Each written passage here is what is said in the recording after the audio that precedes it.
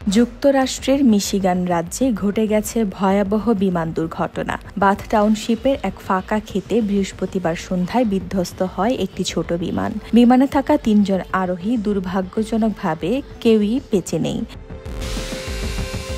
ঘটনাটি ঘটে স্থানীয় সময় বিকেল ৫টার দিকে। রাডারের সঙ্গে যোগাযোগ বিচ্ছিন্ন হওয়ার কিছুক্ষণের মধ্যেই বিমানটি মাটিতে আছড়ে পড়ে। উদ্ধারকর্মীরা পৌঁছে ধ্বংসস্তূপের ভেতর থেকে ৩ জনের মরদেহ উদ্ধার করে।